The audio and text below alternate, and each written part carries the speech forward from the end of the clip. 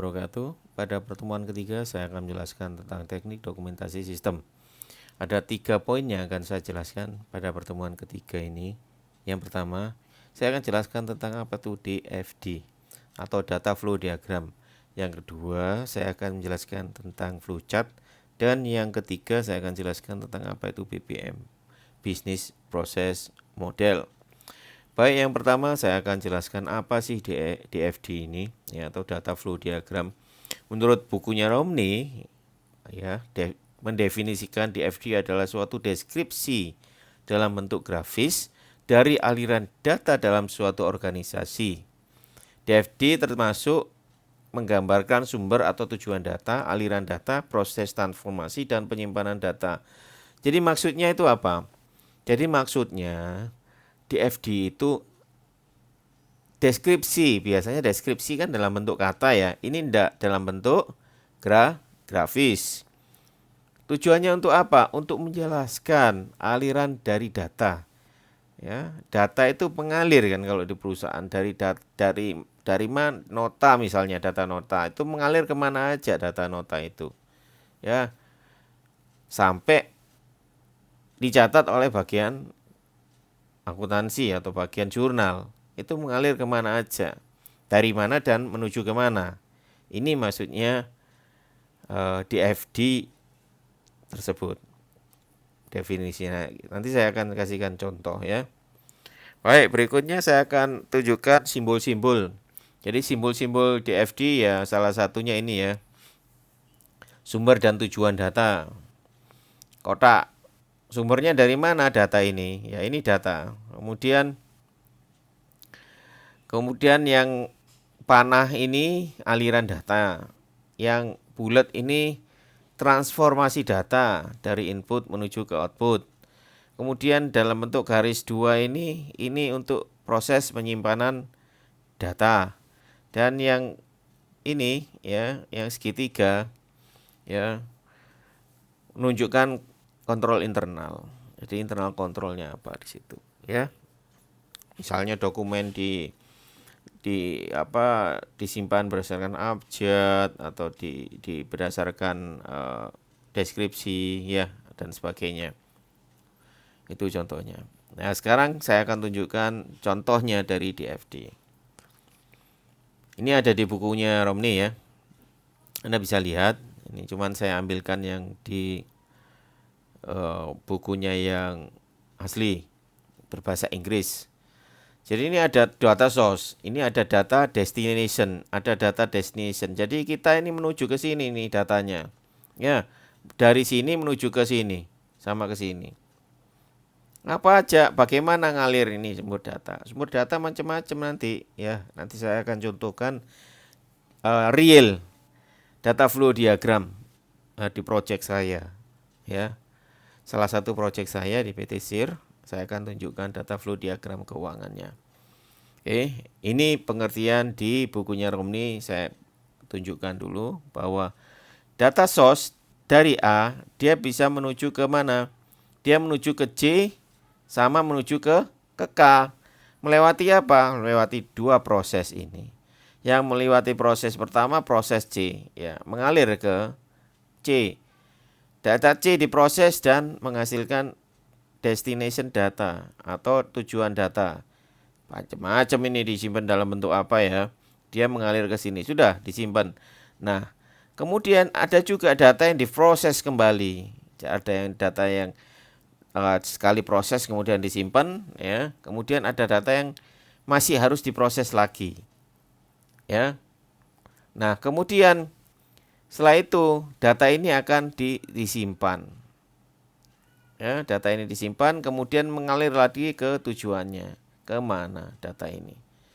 Jadi ini salah satu contoh DFD yang ada di bukunya Romney. Nah, saya akan tunjukkan pada Anda. Ya ini juga DFD, proses pembayaran, contoh ya. Di bukunya Romney juga. Jadi ibaratnya proses ini proses pembayaran. Ya ini dari customer ya, customer melakukan pembayaran, kemudian diproses ya. Pembayarannya diproses, kemudian disimpan ke bank, ya. Entah itu pembayarannya dalam bentuk tunai maupun dalam bentuk non tunai, ya. Kemudian berlanjut menuju ke updating data. Otomatis apa? Data penerimaan bahwa ini sudah diterima kan duitnya. Nah, ini. Kemudian setelah diterima, dia akan dicatat ke account receivable atau utang. Piutang, sorry. Piutang, ya. Piutang. Ini akun piutang, piutang usaha ya. Kemudian oleh credit manager ya diinformasikan data ini. Ya, yang ini ke bank, yang ini ke bagian credit manager. Bahwa customer si A ini telah membayar sejumlah uang atas pembelian barang apa. Ya. Kemudian diupdate ke rekening piutang. Jadi piutangnya berkurang. Ya. Account receivable ini piutang. Account payable itu utang. Oke, ini salah satu contoh pembayaran. Ini masih mudah. Ya. Masih mudah. Berikutnya agak lebih banyak ya gambar aliran datanya. Anda lihat ini dari 1, 2, 3, 4, 5. Ada 5 proses ini. Ya. Ada 5 proses ini. Yang pertama, ini proses penggajian ini ya, DFD level 0. DFD level 0 ini untuk proses penggajian. Nanti ada DFD level 1. DFD level 1 itu biasanya detail. Jadi detail dari sebuah proses. Misalnya 1.0 ini mau didetailkan lagi prosesnya. Itu menjadi level 1 untuk proses penggajian. Ya. Baik, saya akan jelaskan lagi. Ini nomor 1. 1.0 ini untuk updating employee atau payroll file atau file gaji. Diambil dari data payroll masing-masing karyawan. Ya. Ini ada bagian human resource nih. Ya, ada perubahan tentang gaji karyawan. Ya, employee change form. Ya, misalnya ada baru ya, ada baru misalnya, ada perubahan baru misalnya di sini. Ini dilakukan updating employee, entah itu data karyawan, entah itu data gajinya, ya. Diambilkan dari mana? Ini file ini, dari data employee per payroll, ya. Diambil, dia lakukan updating data. Berarti updating data ini selalu terupdate ya. Jadi misalnya ada perubahan gaji, ada perubahan data karyawan, ini semua aja yang dilakukan di update data ini. Kemudian proses yang kedua adalah pay employees. Pay employees ini adalah proses pembayaran kepada karyawan. Ya, proses kedua itu. Oke.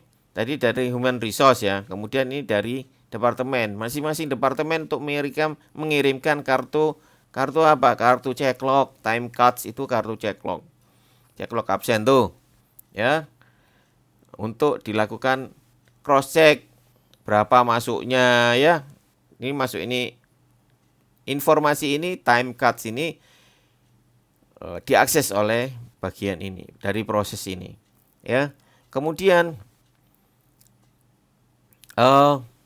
setelah itu ya data ini diambilkan juga dikonfirmasi dengan data karyawan ya, gaji per karyawan, berapa gajinya, berapa tarifnya, dihitung berdasarkan ini. Nah kalau sudah ketemu baru dikirimkanlah ceknya, diserahkan ya, employee checks ya, serahkan ke karyawan. Nah, ini cek gajinya diserahkan diambil ke bank ya untuk dibayarkan ke karyawan. Ya. Nah, kemudian ini proses apa? Penyerahan uang payroll cash, distribusi voucher gaji. Ya. Nah, kemudian yang ketiga, tadi proses kedua. Yang ketiga, untuk report dulu. Ya, payroll report. Untuk apa manajemen? Untuk laporan. Diambilkan dari data ini. Ini kan diupdate nih. Setelah itu dibayar, diupdate ke sini bahwa karyawan ini telah dibayarkan sejumlah uang sekian berdasarkan tarifnya. Disimpan ke data employee per payroll ini.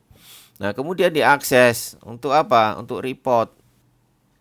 Untuk bagi siapa? Untuk pihak manajemen untuk bisa tahu, Bro, ini berapa sih karyawan yang sudah dibayar, yang belum dibayar. Ini muncul di sini. Ya. Lewat ini, database ini. Ini data ya ibaratnya ya. Kemudian yang keempat, proses yang keempat, pembayaran ke ini pajaknya PPh pasal 21 ya. Di sini. Bayar pajak diambilkan dari sini, berapa total yang dibayarkan oleh karyawan, diambil dikalikan tarifnya. Ya, governmental agency. Ya, berapa tarifnya sesuai dengan peraturan perpajakan. Baru setelah itu diserahkan kepada kantor pajak. Ini governmental agency sini kantor pajak. Sorry, kepencet. Kemudian ini baru diserahkan ya bukti pembayaran pajaknya untuk diupdate ke apa GL General Ledger, buku besar. Ini buku besar, ini data buku besar. Ya, dari pembayaran gaji tadi juga diupdate ke buku besar. Ya, termasuk juga pajaknya. Semuanya diupdate, di cross checkkan, baru disimpan, dicatat ke dalam buku besar. Ini DFD level 0, proses penggajian. Ya. Ini jelas ya. Baik, saya lanjutkan. Nah, narasinya DFD yang barusan itu di proses penggajian yang pertama proses update yang seperti saya jelaskan tadi ya. Yang pertama aja. Cuman saya lebih detail tadi ya. Kalau ini proses update master file gaji karyawan tadi yang proses pertama. Proses yang kedua proses pembayaran gaji kompensasi karyawan. Yang ketiga generate data laporan bagi manajemennya tadi nomor 3 ya. Yang diserahkan yang diakses oleh manajemen tadi. Yang keempat proses pembayaran pajak ke kantor pajak tadi. Dan yang kelima proses posting data ke buku besar. Ada 5 proses besar di DFD level 0 untuk proses penggajian. Oke, saya lanjut. Nah, sekarang saya jelaskan DFD level 1 untuk proses penggajian yang tadi ya. Di 2 tadi, proses yang kedua. Proses yang kedua apa? Pembayaran toh tadi. Anda lihat ya, kalau Anda lihat tadi di belakang nanti akan coba Anda lihat bahwa di nomor 2 itu proses pembayaran gaji. Yang pertama proses updating data. Ya, data apa? Data payroll sama karyawan. Yang kedua proses pembayaran kan. Nah, ini di breakdown lagi. Tadi kan cuman 2 aja kan, tidak ada 21 ya. Sekarang di breakdown menjadi 21 dan 22. Tadi kan langsung ya, dari sini ke sini sama ke sini ya. Nah, sekarang ada proses lagi. Ada 2 dari proses pembayaran gaji tadi itu ada 2 proses. Ya, yang pertama proses gaji, yang kedua proses distribusi pembayaran gajinya. Ya. Oke. Baik. Jadi dari tadi kan ada kartu absensi. Kartu absensi kemudian digunakan sebagai dasar untuk pembayaran gaji. Kemudian ada data tax rate table. Ada employee payroll kan tadi kan. Employee per payroll file. Tadi untuk apa? Untuk tarif masing-masing karyawan. Gajinya berapa, tarifnya per hari, mingguan atau bulanan, semuanya di employee per payroll file. Ya. Dicocokkan antara kartu absennya dengan tarifnya, kemudian dengan tax rate table. Tax rate table itu tabel tarif pajaknya. Oke. Nanti ketemu kan PPh pasal 21 tarifnya itu berapa? 15%, 25%, 35% dikalikan tarif sesuai dengan gaji yang diterima kan. Ini secara otomatis ini, secara tersistem ya. Nah, kemudian Ya, dicatat payroll register ini, ya. Catat, kemudian pendistribusian kas. Pertama ambil cek nih ke bank, ya, payroll cek. Kemudian payroll cash. Jadi ada yang berdasarkan cek, ya ada yang berdasarkan cash voucher, ya. Ini ada alirannya ada dua ini, ada yang ke bank, ada yang ke voucher, ya. Kemudian diserahkan ke employee ceknya itu, ya. Datanya diserahkan ke bank, payroll cek ini. Ceknya berapa saja yang cek nomor berapa yang diserahkan ke bank untuk dicairkan. Ya, ini kas. Ya, ini yang DFD level 1 untuk proses penggajian. Ingat, level 0 itu global, aliran data globalnya. Yang level 1 itu detail. Jadi bisa aja tadi level 1, level 2, level 3, level 4, level 5 itu di breakdown lagi kalau misalnya ingin didetailkan lagi seperti yang DFD level 1 untuk proses penggajian ini. Oke, ini sekarang saya tunjukkan contoh DFD level 1 yang real di project saya di PT CR, ya. Ini real ini. Saya dulu ada project di sana. Nah, ini kita buatkan termasuk perencanaannya master plan yang kita buatkan juga DFD-nya. Nah, lihat di sini. Ini ada pertama kali yang Anda lihat itu proses, ya, nomor 1, nomor 2, nomor 3, nomor 4. Berarti ada 4 proses. Ya. Ya, 4 proses. Ini. Kemudian ini fungsi-fungsi ini, fungsi-fungsinya. Ya, fungsi-fungsinya. Nah, ini datanya, ini data kas dan bank harian, data SPUM, ya. Data buku besar, ya. Cirinya mana itu DFD level 1, mana itu DFD level 0. Kalau DFD level 1 itu biasanya ada detailkan 11, 12, 13, 14, 15, ya ini 11. Ya, 11. Nah, lagi 12. Anda lihat nih 12. Anda lihat 13. Anda lihat 14. Mana 14? Ini 14. Nah, ini. Ya. Ada 4 proses ya di proses pengajuan SPUM. Dari unit kerja, permintaan SPUM, SPUN itu surat permintaan uang muka SPUM. Jadi minta uang muka kepada keuangan. Ini dari mana? Siapa yang minta? Unit kerja. Unit kerja itu bagian. Ya, unit kerja. Misalnya unit kerja bagian human resource misalnya ini, ya, unit kerja. Minta masuk proses pengajuan SPUM. Kemudian diserahkan ke pejabat berwenang, ya. Kemudian pejabat berwenang setuju enggak SPUM ini, permintaan surat perintah disetujui enggak SPUM-nya? Setujui, kembali lagi, ya. Kemudian SPUM-nya diserahkan, masuk diupdate, diterbitkan SPUM. Masuk ke dalam data SPUM. Data SPUM kemudian diakses oleh unit kerja tersebut bahwa SPUM yang diajukan itu telah disetujui oleh pejabat yang berwenang. Nah, proses selanjutnya masuk ke proses kedua, yaitu proses pengecekan pengeluaran uang. Ya, SPUM yang sudah disetujui tadi diajukan ke proses berikutnya. Ya. Dicek dulu. Ya, dicek. Ya.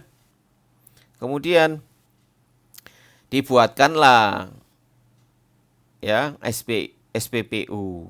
SPPU itu data SPPU itu surat perintah pengeluaran uang. Siapa yang nanda tangi? Pejabat yang berwenang. Ya. ditandatangani. Siapa misalnya manajer keuangan. Ya pejabat berwenang manajer keuangan yang menandatangani surat perintah pengeluaran uang SPBU. Ya, ini mengalir ke fungsi keuangan. Ya, ini fungsi keuangan. Datanya SPBU dan BG, data cek. Kalau sudah disetujui dan diotorisasi, diterbitkan BG dan ceknya yang untuk diserahkan ke proses tahap selanjutnya, proses pengeluaran uang. Proses pengeluaran uang itu juga ada prosesnya. Ya, ada prosesnya. Tuh. Ini sampai ke proses keempat terakhir untuk pencatatan buku besar. Ini ya, dipahami ya. Nih, banyak saya contoh-contoh, ini hanya satu dari sekian banyak DFD yang sudah pernah kita buat. Ya, pahami. Nah, ini yang DFD level 0 untuk pengeluaran kas yang tadi. Anda perhatikan betul. DFD level 1 dan DFD level 0. Level 0 ini global. Ya. Nah, lihat global, aliran datanya global. Tidak sedetail tadi. Satu tadi ada berapa proses? 5 kan? 11, 12, 13, 14, 15. Ya, yang nomor 2 juga ada lebih dari satu proses.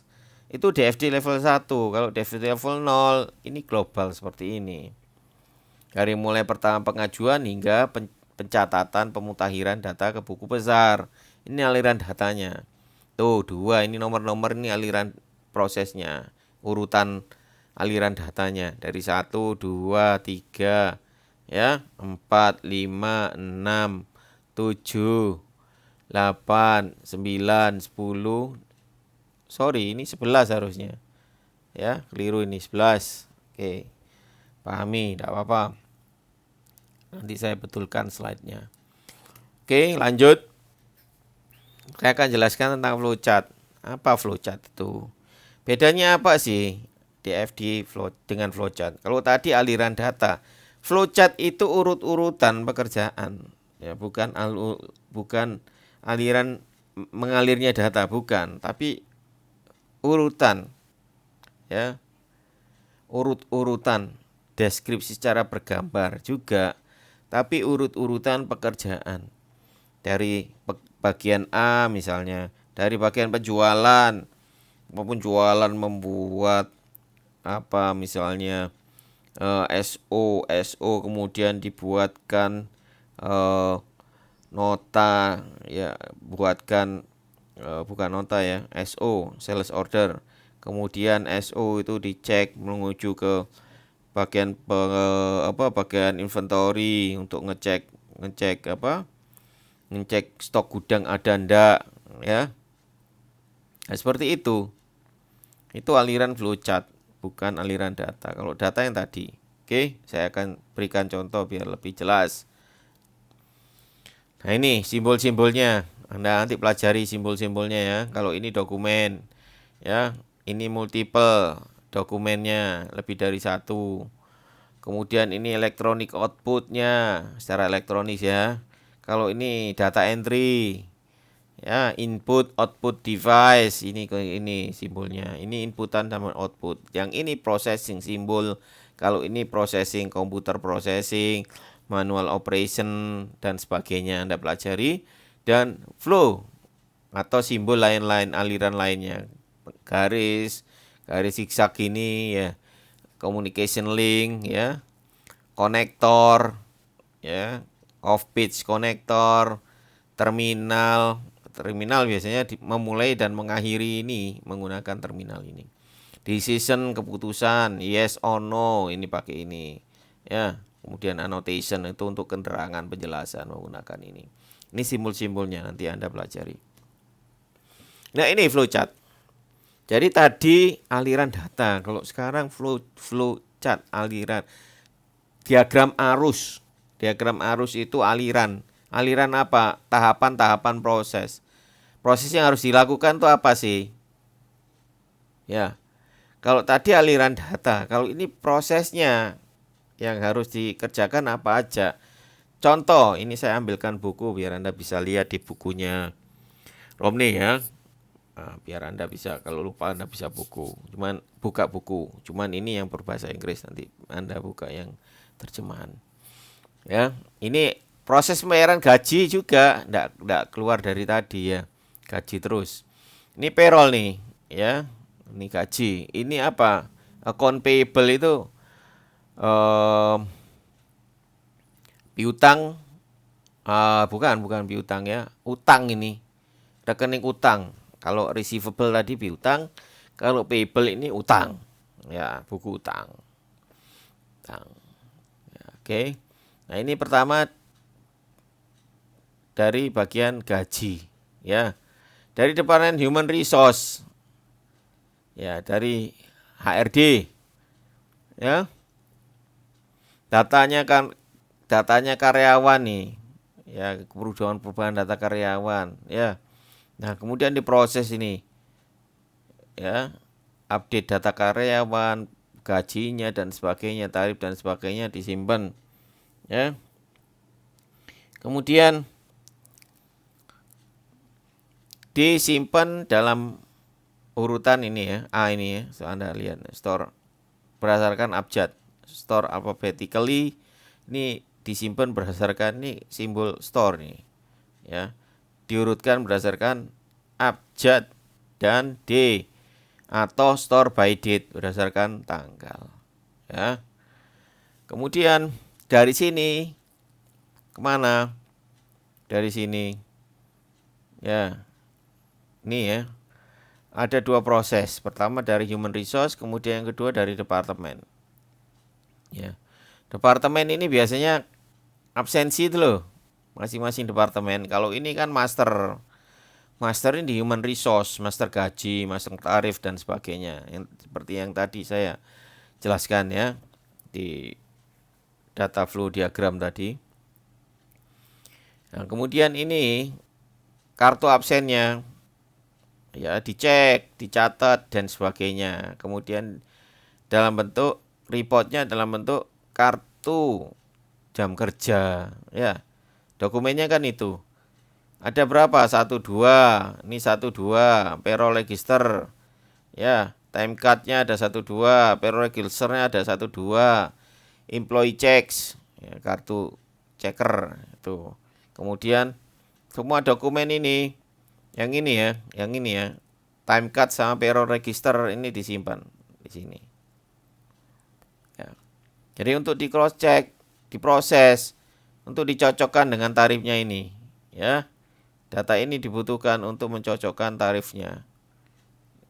Jumlah jam berapa, kemudian ya jam kerjanya jam berapa jam, ini diproses di sini. Ya, kemudian ini dokumen juga ini checker ya. Kemudian disimpan berdasarkan abjad juga alfabet ya. Kemudian dari sini ini hasil dari pengecekan ini. Ya. Untuk apa? Ada dua yang dihasilkan. Yang pertama tax report, yang kedua payroll report. Tax report dipindah menjadi ke proses yang B. Ini Anda lihat ini, pindah ke proses ini. Ya. Kemudian dilakukan proses untuk pajaknya. Ini proses pajaknya. Nah, untuk ini yang gaji ya mengalir dari mana? Dari sini ke sini. Nah, ini payroll register ya. Catatan gaji, payroll register itu.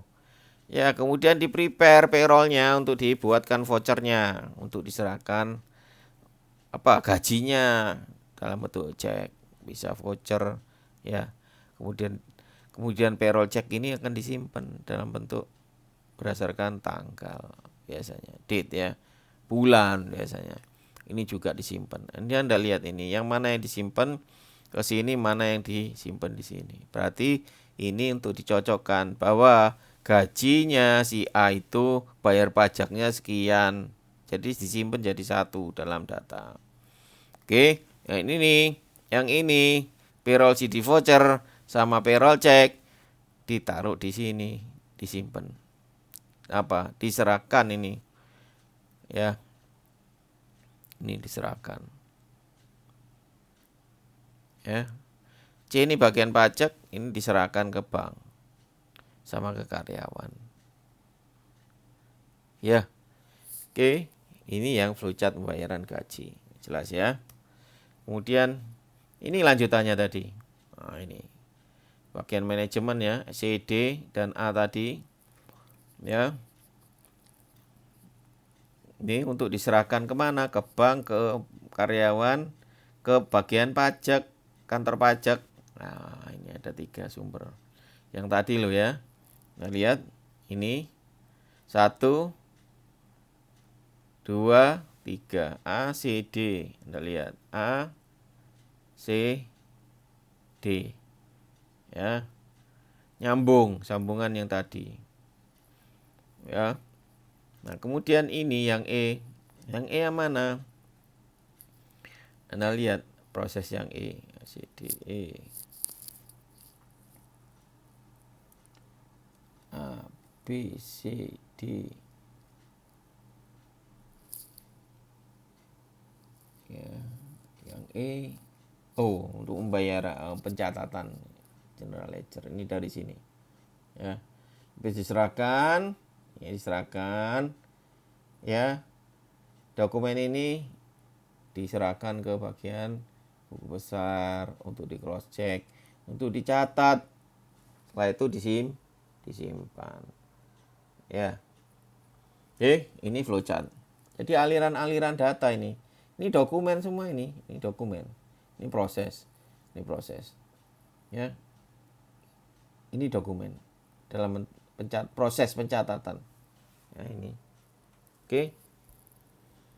Baik, lanjut. Nah, ini flowchart proses penjualan. Ya, Anda sama nanti membacanya seperti tadi. Ya. Penjualan ini kalau tadi pembayaran gaji, kalau ini penjualan. Ya, ini kalau ini pakai sistem ya. Display ini program. Ya, ini menginputkan sales data. Ya, edit. Ya, ini update ke database. Ini contoh. Ya, kemudian ini diserahkan ke customer. Nota receipt ya, tanda terima. Kemudian masuk ke dalam database. Ada berapa? 4. Yang pertama piutang. Otomatis ya, hubungannya dengan piutang. Jadi karena penjualan kredit misalnya ya, dia akan mencatat piutang.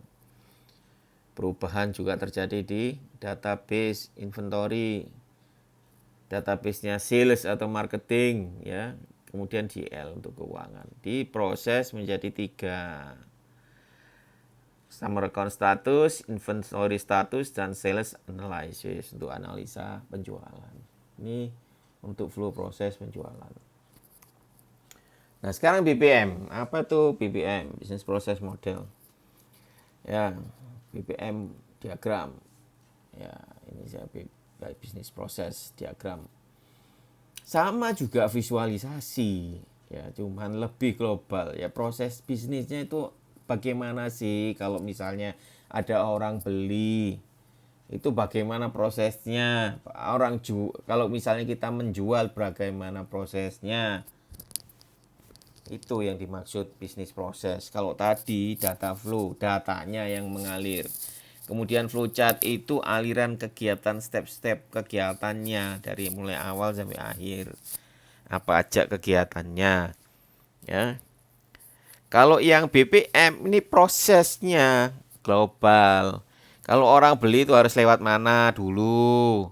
Kalau ya, berarti kan BPM tentang penjualan itu maksudnya kalau BPM itu. Tuh, nanti saya akan berikan contoh. Oke, contoh BPM, bayaran gaji misalnya ini tadi tidak lepas dari bayaran gaji ya. Oke, yang pertama ini Anda lihat nih, ya employee. Ya, ini ini employee, pegawai, pegawai baru, bagian human resource, ini pembayaran gajinya,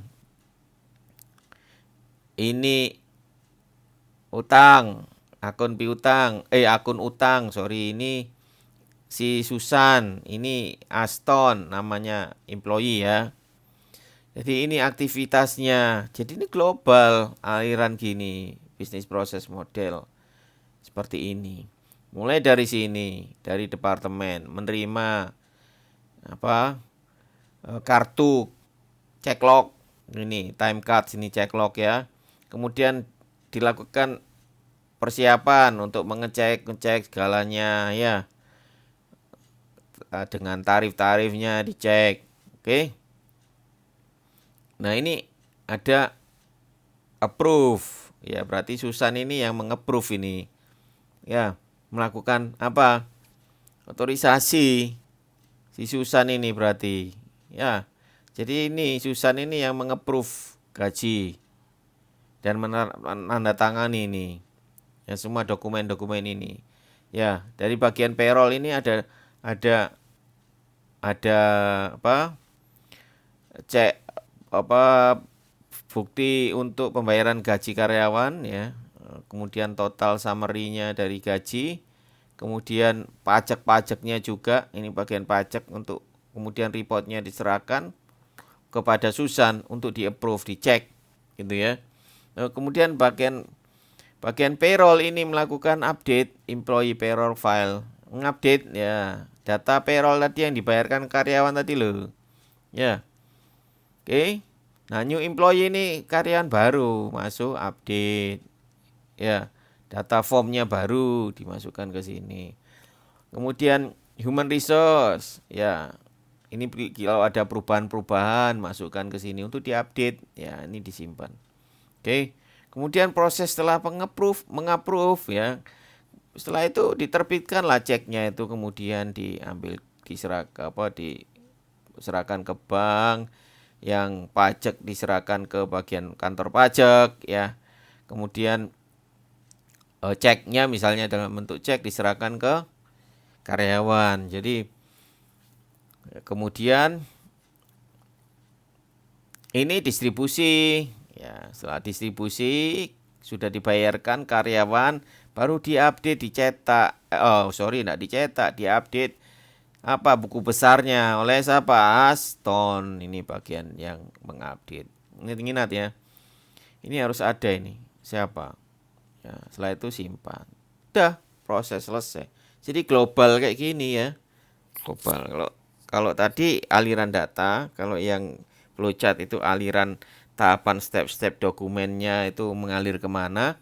Kalau ini lebih ke prosesnya. Ya, oke, lanjut.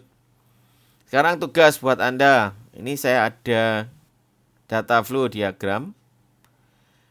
Anda baca, kemudian tolong Anda buatkan deskripsinya. Ini project real, ini project saya di PT Sir ya. Oke. Anda pahami gambarnya, kemudian Anda buat keterangan. 1 ini apa, 1.1 apa, 1.2 apa ya. Setelah itu apa? Urut-urutannya sampai ke proses yang terakhir. Ya, ini ada 6 proses nih. 1, 2, 3, 4, 5, 6 proses. Baik. Saya akhiri pertemuan ketiga. Assalamualaikum warahmatullahi wabarakatuh.